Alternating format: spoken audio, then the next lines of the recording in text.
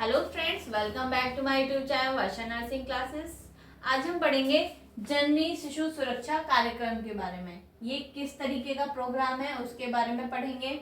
इसमें क्या है, जो राष्ट्रीय चिकित्सा संस्थान है उन पे प्रसूता एवं विवाह नवजात शिशुओं को नियमानुसार निःशुल्क चिकित्सा सुविधाएं प्रदान की जाती हैं। ठीक है, मतलब क्या है इसका, जो माँ की डिलीवरी होने वाली है, ठीक है, बच्चे की डिलीवरी होने वाली है, उस टाइम पे माँ को क्या क्या सुविधाएं मिलती हैं या डिलीवरी होने के बाद क्या क्या सुविधाएं मिलती हैं स्वास्थ्य केंद्र की तरफ से। तो सबसे पहले हम पढ़ेंगे जो निःशुल्क संस्थागत प्रसव है, जहाँ पे भी डिलीवरी करा रही है वो निःशुल्क है, एक भी पैसा खर्च नहीं करना है।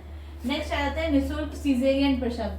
ऐसा होता है कुछ कंडीशंस में कभी कभी नॉर्मल डिलीवरी पॉसिबल नहीं हो पाती है किसी रीजन से, या फिर किसी का पहला ऑपरेशन हो रखा हो, ठीक है, या फिर जो एरिया है, जो सर्विक्स का डायलेशन है, बच्चेदानी का मुंह है उतना नहीं खुल पाया और उसको लेबर पेन स्टार्ट हो गए, दर्द स्टार्ट हो गए, पानी की थैली फूट गई है, बहुत सारे मेडिकल जो कंडीशंस होती हैं जिस कारणों से हमें सीजर की भी एडवाइस करनी होती है, सीजर करना पड़ता है, तो उसकी भी सुविधा है।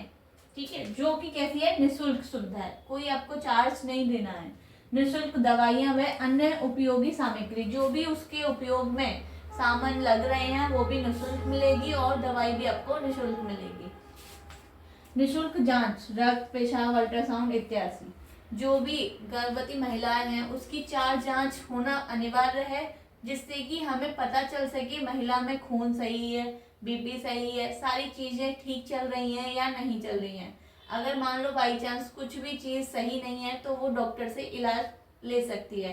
अब एकदम से ही डिलीवरी के टाइम पे हमने रिपोर्ट जांच कराई और एकदम से उसमें खून की कमी आई तो उसमें बाद में बहुत दिक्कत हो जाती है।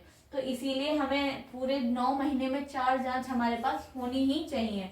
तो वो सरकार ने बिल्कुल निःशुल्क कर रखी है कि आप किसी भी केंद्र पर जाइए और रक्त की, पेशाब की और अल्ट्रासाउंड फ्री में करवाइए। जैसे ही गर्भवती महिला की डिलीवरी होती है, डिलीवरी के टाइम पे अस्पताल में 2 दिन का रुकना प्रावधान है, जिससे कि जो अगर नॉर्मल डिलीवरी है तो 2 दिन, ठीक है, अगर आपका सीजेरियन हुआ है तो आपको 5 दिन तक रुकना अनिवार्य है। उस टाइम पे जो आपको भोजन दिया जाएगा वो भी निःशुल्क होगा। उसमें 3 टाइम में आपको भोजन मिलेगा, उसी के अकॉर्डिंग आपकी नॉर्मल डिलीवरी हुई है तो उसके अकॉर्डिंग आपको खाना मिलेगा, सॉफ्ट डाइट मिलेगी या लिक्विड डाइट मिले उसके अकॉर्डिंग मिलेगी। नेक्स्ट आ जाता है निःशुल्क रक्त की सुविधा। अगर मान लो आपकी डिलीवरी होने वाली है और आप में खून की कमी आई है तो वहाँ पे जो रक्त है, जो ब्लड है, ब्लड चढ़ाने की भी सुविधा उपलब्ध होती है, वो भी निःशुल्क में। निःशुल्क परिवहन सुविधा, अगर गर्भवती महिला है, घर पे है वो अपने, ठीक है, और उसको लेबर पेन स्टार्ट हो गए, दर्द शुरू हो गए हैं, अब उनके पास कोई वाहन नहीं है आने के लिए, तो आप एम्बुलेंस में कॉल कर सकते हैं 102 या 108 पे, वो आपको निःशुल्क घर से अस्पताल तक लेकर आएंगे। ठीक है, वही लिखा गया है, निःशुल्क परिवहन सुविधा गर्भवती महिलाओं के लिए, प्रसूताओं व 1 वर्ष तक के बीमार शिशुओं को घर से चिकित्सा इकाई तक, चिकित्सा इकाई से घर तक तथा चिकित्सा इकाई से उच्च इकाई के लिए रेफर। इन सारी सुविधाओं में किसके लिए ये एम्बुलेंस से आपको घर से चिकित्सालय या कोई भी अस्पताल, ठीक है, अगर मान लीजिए आप किसी गांव में हैं और आपकी जो गर्भवती महिला है उसके दर्द शुरू हो गए, आपको जाना है, तो हमने एम्बुलेंस की, एम्बुलेंस ने छोड़ा हमारे जो पास के केंद्र है अस्पताल में छोड़ा, लेकिन वहाँ ऐसी सुविधा नहीं है, वो आपको जिले लेवल पे रेफर कर रहे हैं, तो उसके लिए भी आपको एम्बुलेंस से ही छोड़ा जाएगा। सारी सुविधाएं आपको निःशुल्क दी जा रही हैं। ठीक, तो ये सरकार क्यों कर रही है, जिससे कि जो गर्भवती महिलाएं हैं वो जच्चा बच्चा दोनों स्वस्थ रहे, मृत्यु दर कम रहे।